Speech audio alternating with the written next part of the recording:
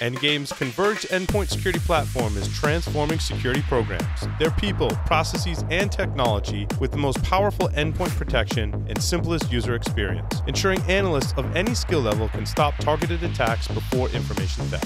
Endgame unifies prevention, detection, and threat hunting to stop known and unknown attacker behaviors at scale with a single agent. For more information, visit endgame.com.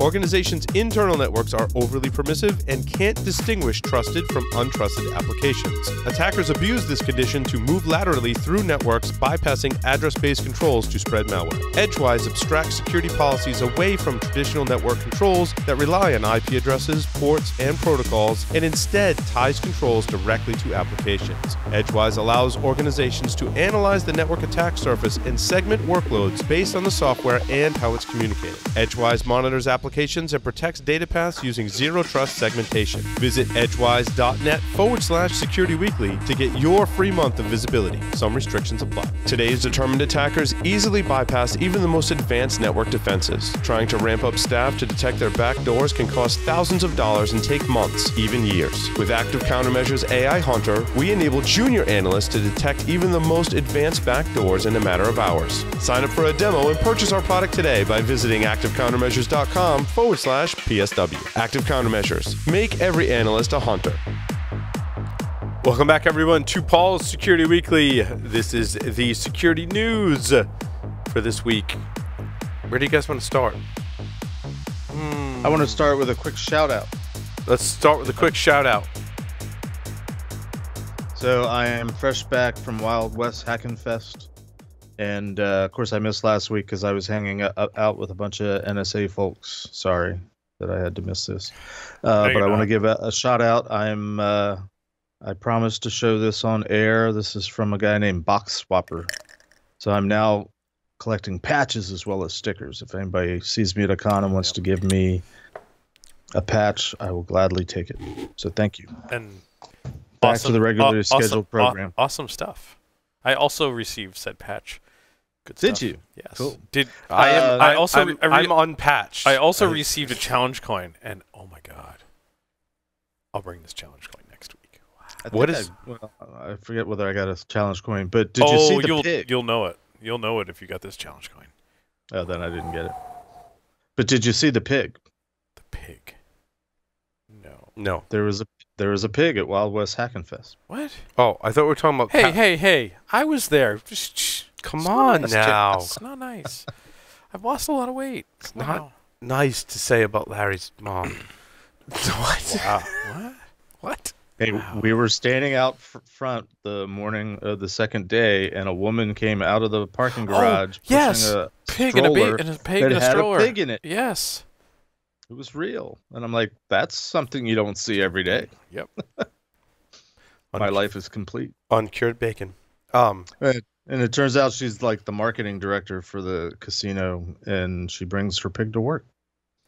Yep. Okay. Anyway, back to the news. Glad we got that covered.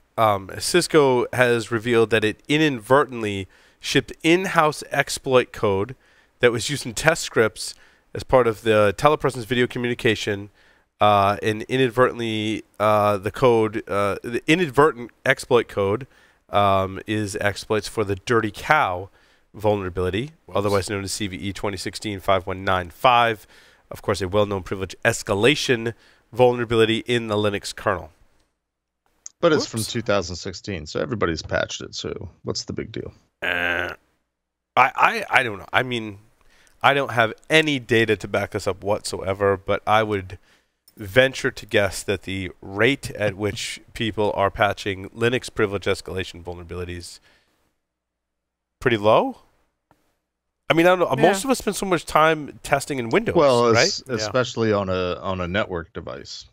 Yeah, an embedded device of some kind, right, Jeff? Or like Cisco, I guess, do we call them appliances still? Sure. But we may still call them appliances, but because we're old.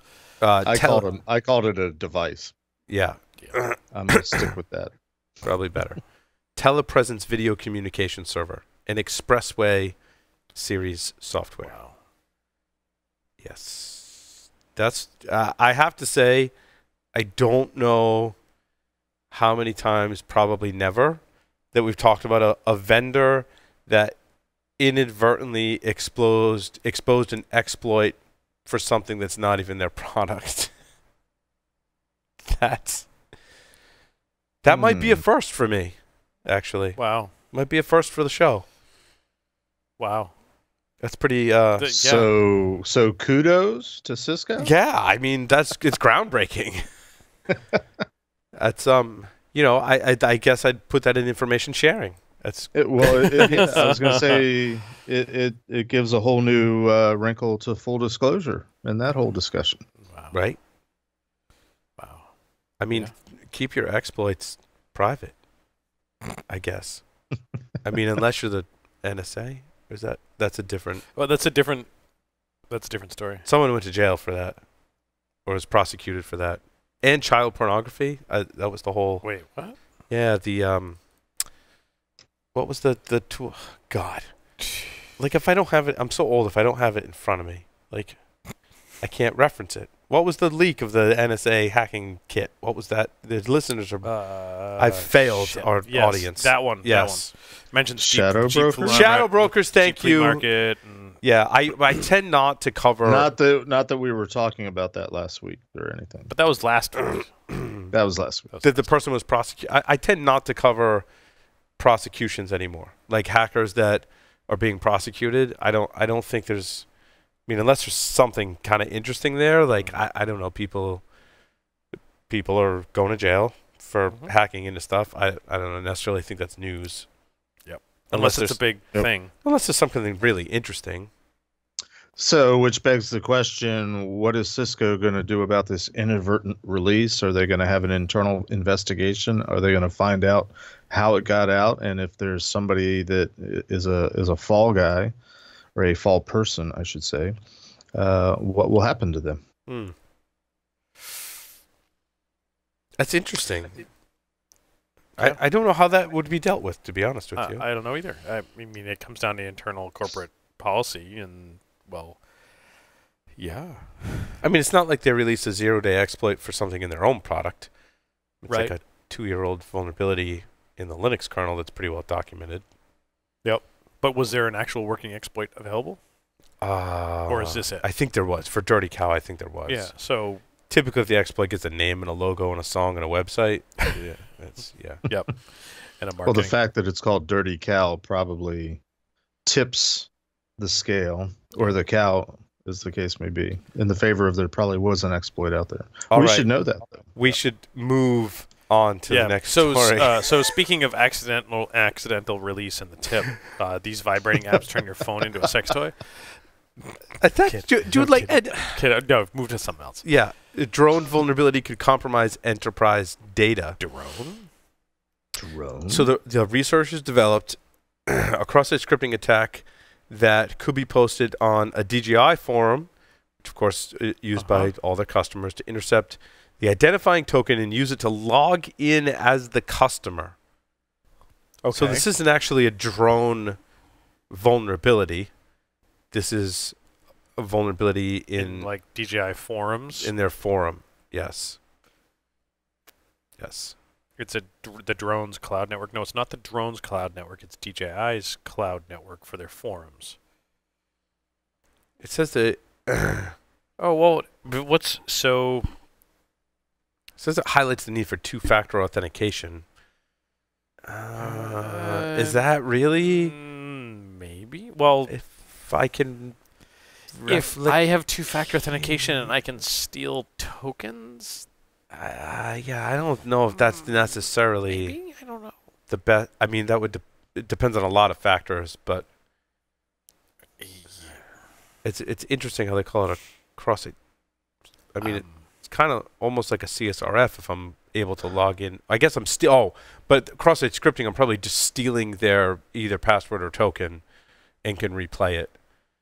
And if two-factor authentication is enabled, it's going to go, no, wait, I need potentially. I don't know. Okay, There's a so lot- yeah, anyway. so the original. Any chance that this might be a little bit overhyped? I think so. I think this Maybe we should is, and I'm looking at I think what so. maybe Sorry, the I original think- story. I think Jeff is right because DJI is very. We had Kevin Finisterre Yeah, talking yeah. about those vulnerabilities. And that said, the original story links to Checkpoint, who discovered their research discovered some of this stuff. And what's at risk? The drone's flight records and photos taken during a flight, if the DJI user had synced them with DJI's cloud servers, information associated with the DJI's user account, profile information, credit card details, and more. The drone's real-time camera, microphone, and map view. And a live view of the drone's pilot camera and location if a DJI were using DJI's Flight Hub flight management software. Okay. So I didn't realize that the drone software was hosted in the cloud like that. So the trick is the title is enterprise data could be compromised. It doesn't say sensitive enterprise data could be compromised. Right. Let's move on. Yep. And then, of course, then you get into the whole flying drones commercially. And yeah, we can. Yeah. Of course, maybe people will put sensitive data on a drone, because I used to think, who would possibly put sensitive data in the cloud?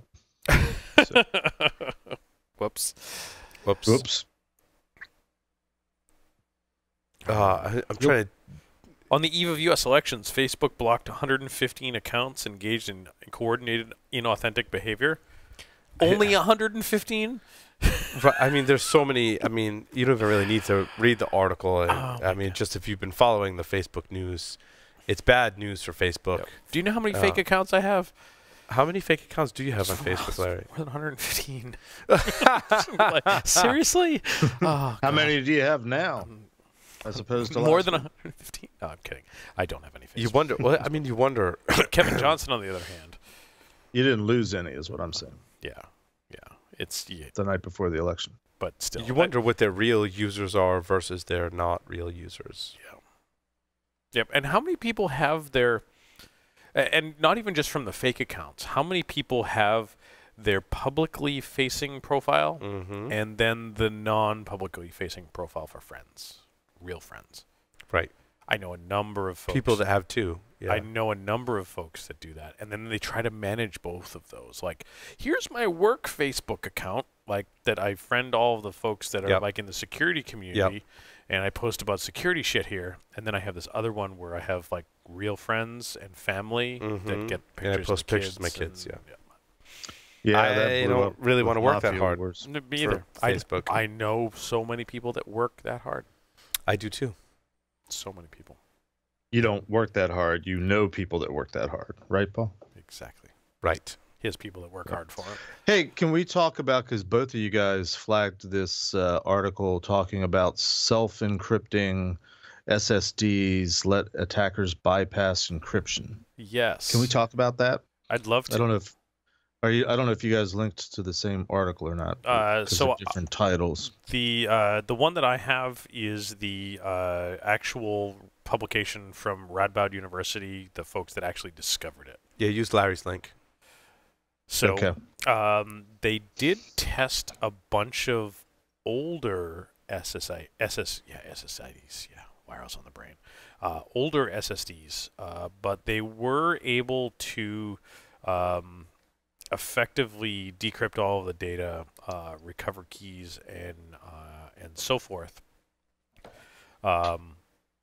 from some older SSD products. However, required them to have physical access to the device and ultimately reflashing the firmware on the device with a custom firmware. That makes sense. So, yeah, absolutely. Okay, that makes a little bit more sense, because the way the article was reading, it made it sound like the drives weren't actually encrypted, that the supposed hardware encryption, was really just more of a fancy authentication.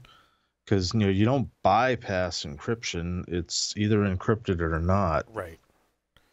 But if they're reflashing something, that maybe makes a little bit more sense. Yep. Oh, wait. But if my data is encrypted and the firmware is reflashed, my data, like to Jeff's point, my data is still encrypted.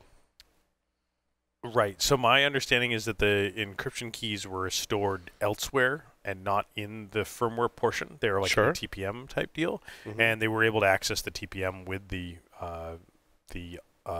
new firmware without any restriction.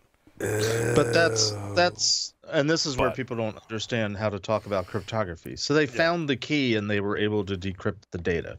Yep. That is not a bypass. I Well, agree. my mind. they didn't. I mean, they didn't necessarily find the key. They put new firmware which gave them access to the key. I mean, you know what I'm saying? No. Like, well, And again, I may not be doing this story justice sure, but either. if the original firmware is on there, obviously it knows where the keys are. You could probably identify where the keys. But what gave me access was I put new firmware on the device. The TPM module isn't validating like which firmware. So it kind of sounds like to me that you would say that this firmware is signed and therefore has access to the keys that are stored in this TPM module, right? You would think that if new firmware was then overwritten and I have new firmware, that it wouldn't have something that would then invalidate its access to the keys, unless they were pulling the old firmware, getting something out of the old firmware so that it had some of the same elements that still had access to the keys. Again, just pure So speculation. a quick run of the paper that they released that's in my article. So they had to acquire the drive, pull it from the machine, and there was a bunch of These aren't USB. These are actual drives. I got They're you. No, actual these are solid state drives. Yep, SSDs that SSDs. they then went So they're and hard drives. Yep. Interacted with JTAG and interacted with the firmware. So there's a thing that I'm here that I'm missing. Some possible security issues with hardware encryption. Password and DEK not linked. I don't know what the DEK is. Yeah, I'm not sure. A single DEK used for the entire disk. Lack of entropy and randomly generated DEKs. Some issues with wear leveling, power save mode, and some other general implementation issues. So are you asking, you don't know what DEK is, or you don't know what DEK is in this context? DEK is in this context. Oh, I know. Call me data encryption key. disk or encryption key or data. Okay. Yeah, data encryption. And I'm literally skimming the paper, so I missed the context for where that acronym was defined. So Well, and that's well, call it data. The data's on the disk. It's more generically known as the data encryption key, which is the key you're using to encrypt the data. And then that Right. key And needs to be protected, and that's typically protected with a key encryption Yep. key, And which then- is a KEK. Yeah, so Okay. it says here the user chosen password and the actual disk encryption key were not cryptographically linked. yeah, and here I just see it. It's disk encryption key, not data encryption key. So yeah, bunch of failure. And sort of based out of this, there was another story that sort of came to light too, is that because of this particular flaw, it allows for some compromise of BitLocker. Because with some of the hardware encryption, apparently BitLocker would default to hardware encryption if it was enabled. And in some of the cases, the hardware encryption was poorly implemented using non-existent passwords. AKA null password. Yeah. But as long as it looks gobbledygook when you're looking at it, then you're good. Yep. So one drive could be if you can't unlocked read with it. virtually any password, the researchers said, because the validation system didn't work. Another used an empty string as a password, meaning you could decrypt it by just hitting the enter key. I just thought it was interesting that they were talking about they were leaning towards or trying to steer you towards software encryption versus hardware encryption. Which coming from the world that I came from continues to flip things upside down, because we've all made a career for the last 25, 30 years of basically breaking software. Yep. Maybe not that long for some of us, Jeff, but Yeah. it's okay. Yeah. We've all, for however long we've been doing this, have been exploiting software, and we've had conversations. I forget who it was on the show a couple months ago that was talking about hardware hacking like it was a new thing. That used to be all it was. Yep. So you know me and my love for picking on surveys. Yes. It's like a Sure. favorite pastime of mine. And there was a recent survey that stated in the title that users stop engaging with brands after data breaches, they report fines. Okay. Yeah, Now, hold on. Well, That was the title. So then, as I read it, Yes. they quoted the actual stat, and they said 78% of consumers reported they would stop engaging with a brand online after a data breach, and they polled. Wood and online.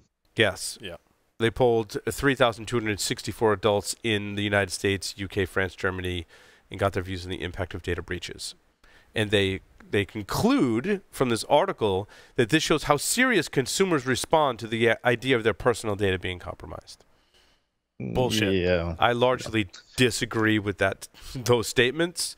I think it's easy in a survey to say, obviously, if you ask people, like, hey, Larry, like, if the site that you're using got compromised, like, would you stop using that site? You'd be like, hell yeah. Hell yeah.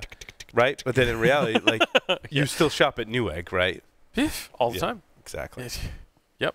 Still shop at Target, Yeah, right? well, I saw that article too and read it, and I share your sentiment, Paul, because in my, I've dealt with a lot of retailers that have been breached over the years, and historically companies don't do too badly when they, at least in the physical sense, brick and mortar sense, they don't fare too badly in the long run in terms of, public perception maybe goes down, but stock value and people wanting to shop there. I think it's almost a mentality that lightning doesn't strike twice, for better for worse. But most of the major retailers that have been breached in the last 10 years or so, they're doing fine. Right. And in fact, other than they kind of cleared house a little bit on some of their management, they didn't suffer too much.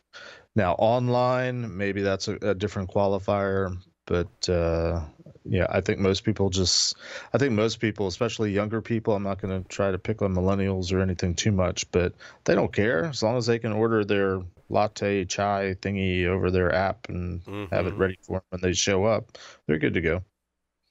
Mm-hmm. Oh, I thought this was more interesting than it was. The U.S. Cyber Command is sharing malware samples with cybersecurity industry via Virus Total Intelligence Service. This is on purpose, and it's unclassified malware samples. But still, I thought by accident they were leaking malware. Yeah, exactly. That's how I read it at first. But yeah. still, it's still good. Yeah, it's still interesting in that if it's unclassified and that stuff, they're releasing it to Virus Total so that Virus Total can break signatures for it, so that it can get caught in other organizations. But Katie Masuris had a great quote on Twitter that I saw on this. And I will read the quote from Twitter. I wonder how much intel sharing is needed to ensure the U.S. Cyber Command doesn't inadvertently blow an ally's operation when uploading malware samples to VirusTotal. Someone should ask the Five Eyes at Aspen Cyber Conference, because friends don't burn friends' ops. Mm-hmm. That's a damn fucking great question. Right. It's a damn fucking great rhetorical question. Yes, like in that one question, there are so many more questions. Mm-hmm. Yeah. It's interesting how far the government's come, because when I started doing pen testing at NSA, and we were very often using publicly available exploits and scripts, and frankly we just used a lot of Unix commands because we were hacking Unix in those days. But the minute that we used it against a classified system, our technique, as they called it, had to be classified at the level of the system we targeted. So in effect, the ping command was top secret. I am not kidding you. Wow. So man, I used TS level tools all the time. Yes, you do. I gave a talk on this recently, sort of the origins of the red teaming at NSA, and I got a little bit nervous, and I had to qualify. Okay, I'm going to talk to you about stuff not that we used, because for all I know, it's still classified. So I'm just going to talk about techniques that were common at the time, and we'll leave it at that. Nice. And I haven't been arrested yet, so I guess it flew. Did you guys see the story about the USPS feature that is called Informed Delivery. And it lets residents view scanned images of all incoming mail, like actual mail, not email. Krebs covered it in 2017, about a year ago.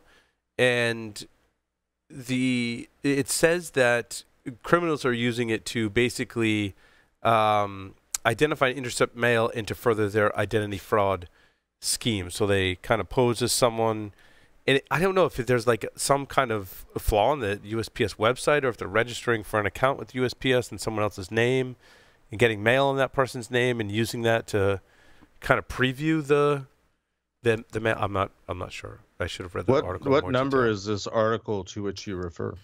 This is story number 15. 15. I saw U.S. Secret Service and I stopped reading the title. My bad. Yeah. Right. So the USPS scans all the external portions of the mail, and if it can match it to you, it informs you that your mail is on the way with a picture, type of thing. Yeah, with a picture of the mail. Not what's inside the envelope. I mean, there's a lot of confusion. It's like the external portion, but still, I can see this great from the spammer's perspective. If they know what the new credit cards that they ordered look like, they can sign up for that service. It's a recon, It's a recon thing, so that they can intercept it. They can send it anywhere, or they can send it to the legitimate address and know that they need to pilfer through the mailbox before. Right. And they know that Aunt Betsy, always goes out to get the mail at 4 o'clock, so they just have to be there at 3:30. That's okay. We pick up the mail at random times, and I have a security camera on my mailbox. In your mailbox or on your mailbox? On my mailbox. Gotcha. So I can see when the mailman. It also triggers on lots of cars too, but whatever. Is it an Arlo? Yeah. Battery powered? Yeah. Aren't you worried someone's going to steal it though? No. Because it's a camera? They can't see it. They don't know where it is. Oh, you've hidden. Yes. You have a hidden I have several. That sounds shady. Several. You have hidden cameras. Dude, I have a couple of hidden cameras that are pretty bad, that they get triggered by all sorts of stuff like birds. Yeah. Because that's the place to conveniently hide them, and there happens to be a bird's nest nearby. And I was going to say, because I hid it in the birdhouse. Yeah. No. You're leaking too many clues, Larry. All right, Paul, next time I'm up there, we're going to have a road trip to Larry's house. That's right. We're going to play Find the Hidden Cameras at Larry's. Good luck. I move them fairly often. You can see the fixed. You can see the fixed ones. There's some that I moved. Do they emanate a signal? I mean, who knows what we're coming up with? They do. They're Wi-Fi. They're Wi-Fi. But they're 2.4 gigahertz. They're Wi-Fi. They're not 802.11 Wi-Fi? They are 802.11 Okay. Wi-Fi. Yep. It's okay. Have fun. You forget where I used to work. No, I don't forget. I don't forget. It's kind of hard to. All right. Is it a new Apache Struts vulnerability? Yes. Me looks at Equifax. New? I mean, what? Yeah. Yeah, it's in the Vulnerable Commons file upload library using Apache Struts versions 2.3.36 and prior, according to a November 5th U.S. CERT advisory.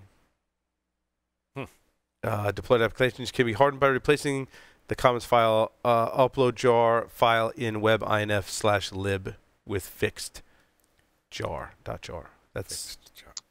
Am I reading this right, that the vulnerability was in a previous fix that they had written for a previous vulnerability? Or am I not reading that right? It could be. I'm not sure. I didn't dig into this story other than to go, oh my god, another vulnerability in Apache Struts. And apparently we have nothing more to say about that. Yep. Is it really a new vulnerability when it's Apache Struts? I think it's just, considered vulnerable. Or newly discovered. It's true. It's vulnerable. Nginx had some vulnerabilities.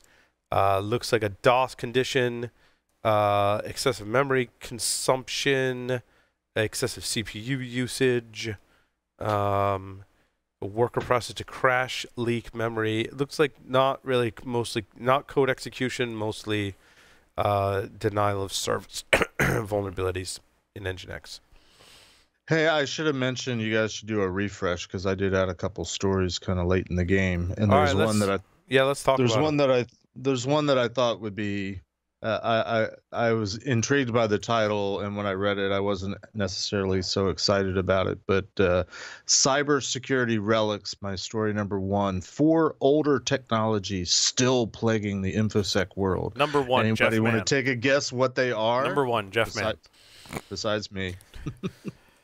Older technology still is Telnet in there? No, it's not. Now define technologies. Yeah, give us a hint. Let's see. Are these like protocols, applications, operating systems, vulnerability types?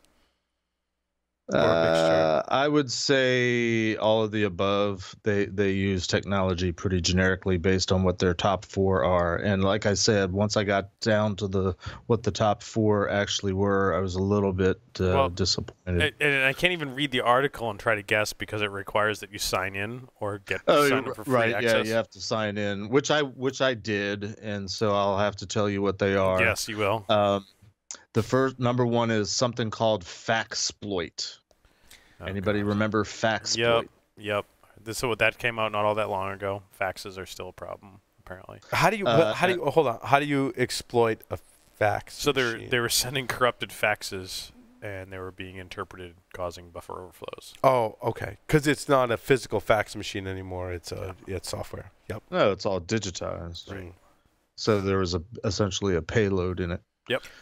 Number 2. Hold on. The old technology was faxes. Well, yeah, but to digitally send a document, I'm pretty sure we can use like email or Dropbox or one of those. Why do you need to have fax over IP? Is it just anyway? Don't pee on your faxes, whatever. Jeff, when was the last time anybody sent a fax? I don't know. I had not that long ago. One of my jobs was actually at a paintball store, and we were downstairs from a restaurant, and we had a cockroach infestation. And they were in the fax machine. So when I would receive, this is in the 90s, when I would receive a fax, it would be like imprints of like dead cockroaches on the fax machine. And I could hear them like scurrying around in the fax machine. It was awful. So anyway, Jeff, what's the next? Want to talk about on the air? Jeff, what's the next one? Fax is the next number one, and this is where I sort of got disappointed because still haunting us to this day. Heartbleed. Next. Next, oddly social specific. Engineering. Next. That's not. I mean. Yep. That's not. Well, and they talk about how it goes all the way back to the freaking days where people would dumpster dive to find out about information about your telephones. And drum roll please, number 4, cross-site scripting. Not SQL injection, but. And speaking of CSO, did you notice that Steve Reagan has left or is leaving and moving on to a new adventure? Nope. Yeah. Maybe that's why this article is up there now, because Steve's not writing them for him anymore. Wow. Did Steve say where he went somewhere? I don't know. Yeah, he put it up on Twitter. I forget what he said. I don't feel like looking for it. But yeah, he's like taking on like a threat research job or something like that. Yeah, no, he works for hold on. I'll get it wrong if I guess. Yeah. I can tell you. So I'm too lazy, but you're not. Go for it. I don't know why this is so fascinating to me, but because you are. I felt like I needed to. All right, continue on to something else. I'll tell you in a minute. The other one that both Paul and I had was the VirtualBox 0 Day VM escape. Mm-hmm. That's kind of interesting, and everybody's like, "Oh, it's public! Oh my God, they're publicly available." Yes, the details are available as to how to make it happened. But in fact, last I checked, the actual proof of concept code didn't exist. However, there was a really great set of technical details so that someone could conceivably write their own proof of concept. As I heard, the researcher was kind of upset and just posted it. Really? So in my story, there's the technical details here. That the person who discovered the 0 Day didn't release proof of concept code. They released all of the technical details about how one could develop proof of concept code. Interesting. Yep. Morte Noire. So all of the technical details are there. It's a Linux kernel module to load in a guest OS. I found Steve's tweet. He doesn't actually say, He where doesn't. he's going. I was thinking of someone different that was a journalist. He's going to do security research and publications. Nice. So he's still going to be a journalist, but he's doing other things. So congratulations, Steve. All right. What did I? Was I? No, I don't know. Anyway, anyone else? Anyone? Next, Paul, you got a ton of them in here. Bueller. So I got one more, and it's just a shameless plug. But I think I was on the air 2 weeks ago, and I told you the story about the speakeasy in Atlanta when I was down there for ISSA. So I was down I gave a talk at ISSA, and the following week, which was probably last week, I get a tweet that apparently there was a journalist in the audience and wrote an article about my talk, which has never happened before. So there's an article that somebody wrote about my talk. Does DoD level security work in the real world at Tech Target? Nice. Was it a good article, or was it a? She didn't quite get what I was saying, which I think is good feedback for me, because that means I need to improve my message, because that's one of my Jedi mind trick skills, is to ask people, okay, what'd you just hear me say? And based on what their response is, you can okay, no, you're not getting it. Let's try this again. But I did reach out to her, and she's like, oh, you were by far the best talk I heard at the whole conference. So I was really excited. I was excited to reach out to you, which I don't know what that says about the conference, because I don't say anything new. I talk about ancient history as far as I'm concerned. This is one of the most hilarious articles I've read in the past couple of weeks. Anyway, is this the number one? You mean the one about my talk, or is this another one? Well, that's the number two. Okay.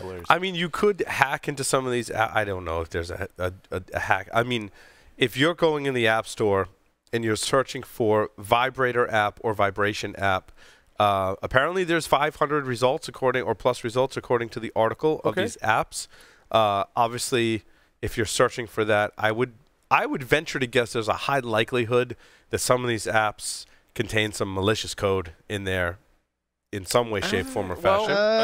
Which ecosystem? Not so fast. Which ecosystem? This is in the Play Store. That's why I said that. Okay, so there you go. Yeah, that's different. Yep. That's different. Yep, I guaranteed about. See the Android phone. 499 of the 500 probably have some sort of. Now, what's interesting is they listed the best rated apps below in case you want to give them a try, which is interesting. I thought they tried out some of the apps for sure, but they're just listing them based on the rating they have in the store. They probably should have done some better research for this article. And one of the parentheses there was I didn't. I had to look to see if the author was male or female. Yep. I didn't count. I didn't count, but I did type vibrator app and vibration app into the Play Store and came away with pages upon pages of options. So 500 feels about right. That's plenty. I'm all about experimentation. They also say that the descriptions are hilarious for these apps. Larry, I don't know if you want to find one while I'm covering this and read one. But it says, cover your phone in the silicone case and remember to clean it both before and after. That's important, people. Before and after. And it says that they're not strong vibrations, so you probably won't do it for you. But, if you're in a pinch, it could come in handy. That's what they say. Remind me never to borrow anyone's phone ever again. All right, let's see. Just vibrator secret, vibrator simulated. I just think that contains ads. Someone actually wrote this article. That's the most. With vibrator secret to women, you can enjoy a secret vibrator as a very similar icon to a settings icon, thus making it pass unnoticed to others. I can't You do not have to worry about other people seeing your cell phone because the secret will be well protected. Reviews. Oh, God, no. I mean, that's got to hurt your battery life. Yeah. I'm just saying. I don't know if you want to use it when it's plugged in either. One of the reviews, made my hand feel nice. Might be interesting if one stuck a toy to their phone. I love how this is rated for teens. This website is not a traditional technology website. How did it make it to your list? I have ways of adding in stories that we can loosely relate to security, but still let us talk about ridiculous things. I limit that to one story per week on this show. So that said, and thinking about back to some of my teledildonics research, I wonder how many of these include a chat function that could be exploited. Sure. Which would be kind of awkward because remotely letting someone control the vibrations on your phone? Yes. Because that could get weird if, like, Larry, it's already weird. And you're trying to chat, and you have to take it off and chat. Yeah. And take it off and chat. Like, how does this work? You put it on speaker? Like, how do you, if it's text-based? It got weird when you said my teledildonics research. Just in case you're wondering. Oh, that's the part where it got weird. All right. I see how it is. Research. Come on now. Pun intended. I talked about it at DEF CON. That totally legitimizes it. It does. I talk about a lot of things at DEF CON, but many of those cannot be spoken on the show. Which is, there's a story here. What happens at DEF CON stays at DEF CON. No, that wasn't it. No. I was writing my bio for In Guardians. Yes. The new website when we designed it. Teledildonics research expert. And it very much came up in the thing that has presented research on teledildonics at DEF CON. Mm-hmm. And there were a few folks in the company that said, maybe we don't want to highlight that? Yes. And one of the founders, Mike Bohr, said, I don't want to own a company where I can't have teledildonics on my website. I mean, every time you talk about Mike, it just further solidifies him as my hero. Yeah. It's just really, and that is a prime example of that.